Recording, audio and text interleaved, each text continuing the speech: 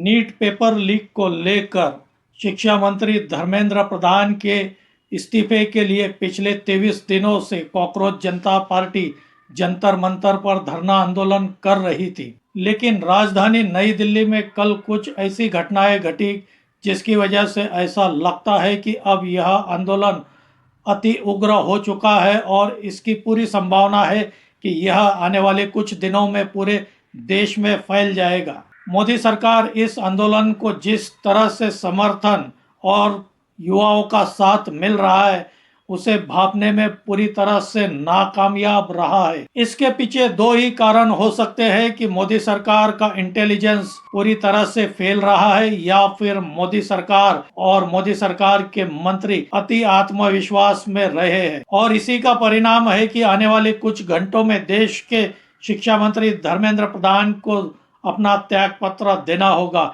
इसी पर हम आगे इस वीडियो में बात करेंगे। आपसे अनुरोध है मेरा यह वीडियो आखिर तक देखिए, अच्छा लगे तो इसे लाइक करें, शेयर करें और मेरे इस चैनल को सब्सक्राइब करें। नमस्कार दोस्तों, मैं राजेंद्र दाइमा आपका स्वागत करता हूं Mumbai today live channel. Cockroach जनता पार्टी सीजेपी ने ऐलान किया था कि 20 जुलाई को वह संसद की ओर अपना मोर्चा निकालेंगे, लेकिन पुलिस ने बीच में ही उन्हें रोकते हुए कॉकरोच जनता पार्टी के कई युवाओं पर लाठीचार्ज किया, आंसू गैस के गोले दागे गए। इसकी वजह से यह आंदोलन और उग्र हो गया और हिंसात्मक भी हो गया। बस फिर क्या था, इसी को मुद्दा बनाते हुए विपक्षी पार्टियों ने आज 21 तारीख को अलग अलग जगहों पर अपना आंदोलन शुरू कर दिया। जंतर मंतर पर आंदोलन कर रहे सीजेपी पार्टी के प्रमुख अभिजीत दीपके को समर्थन देने के लिए आम आदमी के पार्टी के नेता अरविंद केजरीवाल, एनसीपी शरद पवार के नेता शरद पवार खुद,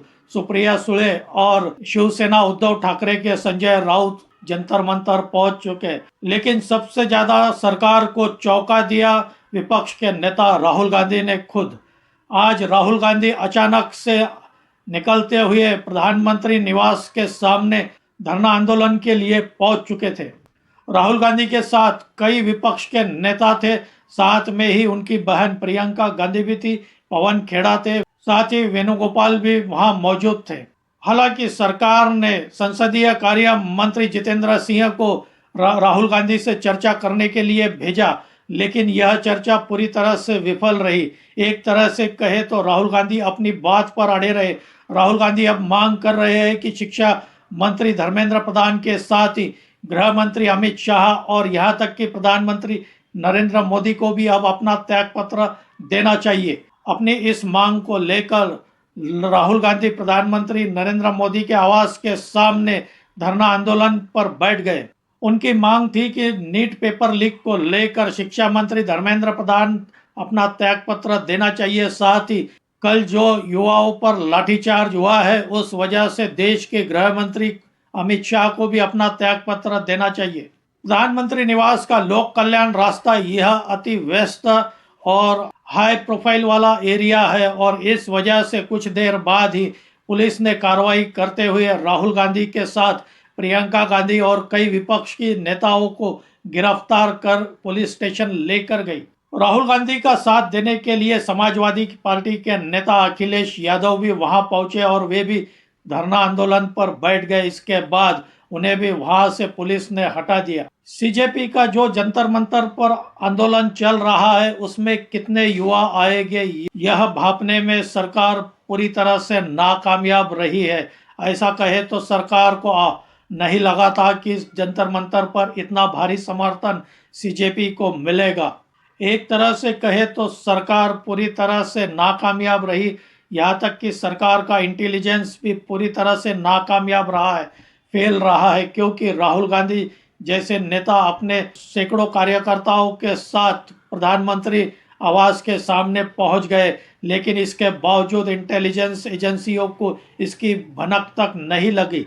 एक तरह से कहे तो आज राहुल गांधी ने मौके पर चौका मार दिया है। जिस तरह से मोदी सरकार का रवैया रहा है जंतर मंतर पर आंदोलन को लेकर, ऐसा लग रहा था कि मोदी सरकार अति आत्मविश्वास में काम कर रही है।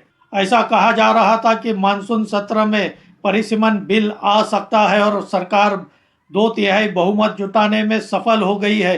कई पार्टियों की खबर आ रही थी, जैसे कि शरद पवार की एनसीपी पार्टी की सरकार को समर्थन दे सकती है, लेकिन आज यह स्पष्ट हो गया कि शरद पवार की एनसीपी पार्टी भी सरकार के खिलाफ है। शायद शरद पवार ने यह भाप लिया है कि आने वाला समय यह मोदी सरकार के खिलाफ जा सकता है, या देश की जनता यह मोदी सरकार के खिलाफ जा सकती है। मोदी सरकार के खिलाफ देश भर में एंटी इनकम्बेंसी का वातावरण तैयार हो सकता है। इसे भापते हुए शरद पवार ने ऐन समय पर अपना पाला बदल लिया और विपक्षी पार्टियों के साथ हो गए। साथ ही वे जंतर मंतर पर सीजेपी पार्टी के चीफ अभिजीत दिपके से मिलने शरद पवार पहुंच गए। और सूत्रों के हवाले से खबर आ रही है कि युवाओं का गुस्सा शांत करने के लिए और इस आंदोलन को यही रोकने के लिए, ताकि यह पूरे देश में फैले नहीं, इसे यही रोक दिया जाए। इस वजह से मोदी सरकार अब विचार कर रही है कि आज या कल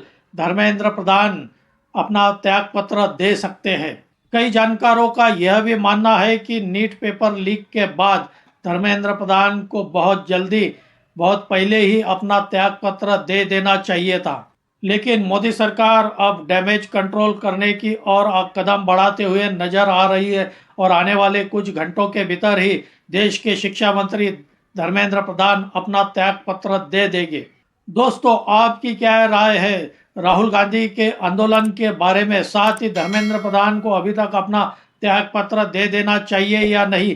क्या यह मोदी सरकार की सबसे बड़ी गलती हो चुकी है? आपकी क्या राय है? आप भी कमेंट करके बताइए। मेरी यह जानकारी अच्छी लगी हो तो इसे लाइक करें, शेयर करें और मेरे इस चैनल को सब्सक्राइब करें। आज यही रुकते हैं। जय हिंद, जय भारत।